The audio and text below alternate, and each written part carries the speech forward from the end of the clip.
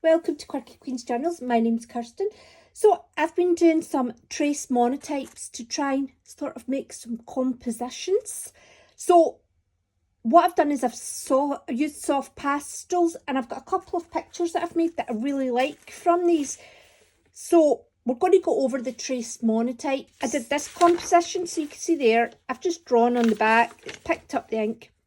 But I think the way that the printing ink in the acrylic, that's not very inspiring, but that is, and I think it's the tones change, the blurriness of the line. It's easier to look at it as, that's just a lot more abrupt and static. You can't really see them merging the same way as you can here.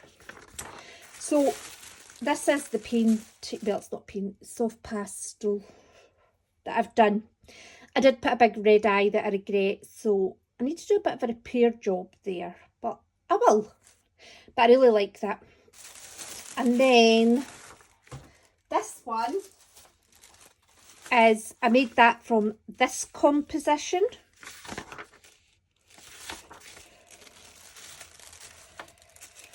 The thing is, right, I've made this on square paper and I've put it onto a rectangle. So that is going to stretch it out a bit. But you just adapt as you're going. You kind of end up in a slightly different path, but it's a great starting point that's hard to have otherwise. And that's a watercolour one I started that I kind of got a bit with.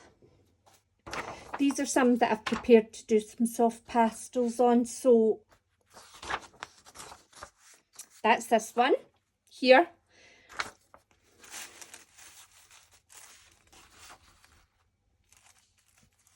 So you can see that box there, and then we've got this here. But again, I've adapted from a square to a rectangle. But I mean, I've went from square to square, and a lot of these today are going to be rectangle to rectangle. So, and this one is that one. You can actually see that one quite clearly, can't you? Okay, so for the printing ink, I just stored it in this plastic stationery folder, and this is a plexiglass that I took out of a picture frame. I mean, sensible people would wear gloves for this. I need to invest in some gloves. I should invest in gloves because repeated exposure to things aren't good for you. So I got these paints, 5 for £18.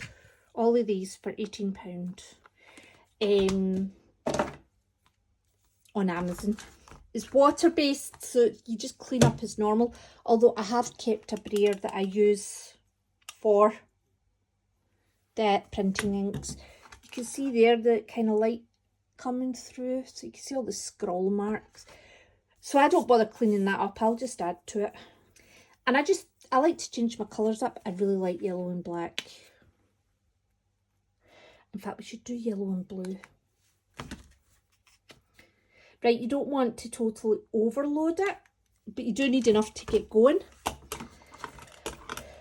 Because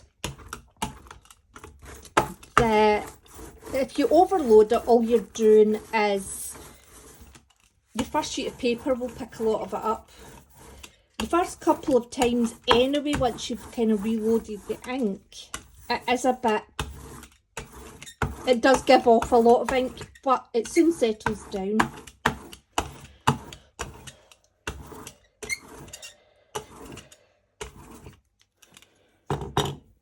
I'm just using printer paper from the printer today. And I use a variety of tools. I try and leave a bit of paper hanging off, because if not, it's going to be even more of an ink problem. And I just kind of go quite fast, because to start with, you just kind of want to get warmed up to it a bit. So I'm not really overly thinking about the composition here. I'm a bit, because I can't help myself. but this is rubbish.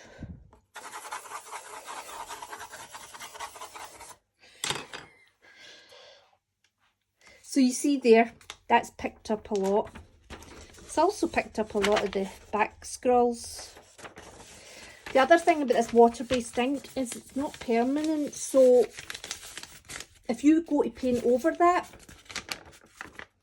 you'll move it about. So if you're going to use it, I would stick a medium over the top. That's what I've been doing anyway, and it's worked fine. Not sure on the archival properties of that. But the other thing is you can use a range of products to get different line types. So you can use stuff that leaves a mark, which is what I tend to do because I kind of like to see what I'm doing. Or you can leave, you know, use like a cotton bud. These things.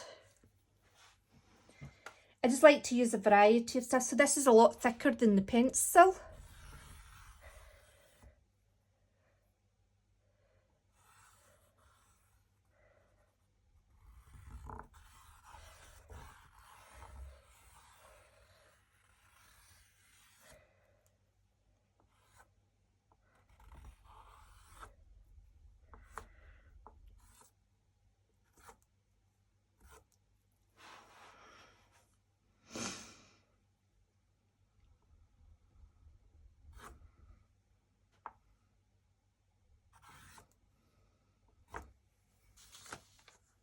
And I'm quite happy with that there. I mean, I really like that actually. I mean, we could come back over with another colour as well, but I'm really doing this to make compositions with. But obviously we'll go do a bit of mark making as well.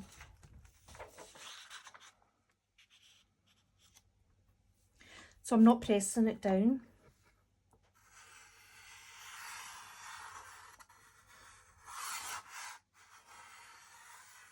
I like the kind of varying the pressure with it.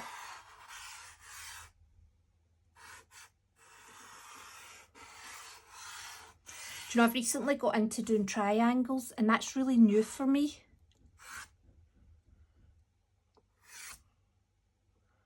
Wonder if that means that I'm, well, you know how triangles are a bit more, they provide a bit more tension. Wonder if I'm becoming a not nice person. That's just silly. I think I'm just varying my artistic approach. So the way I see that there is we've got this. This is the most interesting shape, and it's quite small here, and then, but we've got a lot of interconnecting basic shapes there, and that's kind of where I'm at learning wise with the composition. Not even learning wise, it's just what I'm working on just now. I would like to obviously be able to do more complex stuff, but I need to get used to doing this. I'm also trying to learn about colour theory just now. So hopefully I'll have some, I mean, I've learnt some really good stuff actually. I've got a book that was written by somebody that was in the Bauhaus, oh, how do you say that? With like Klee and Kandinsky, so.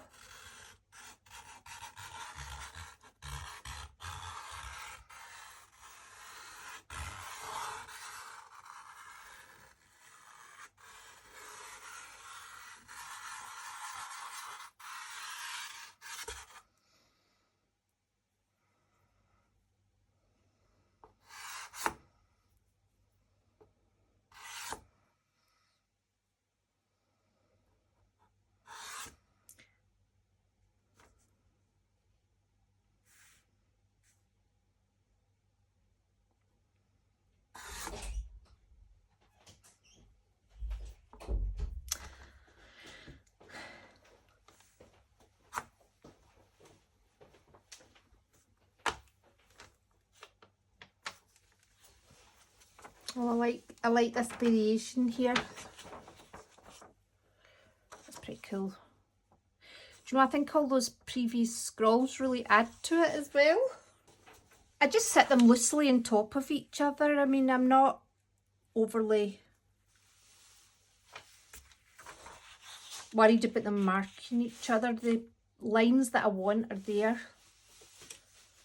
Let's do this.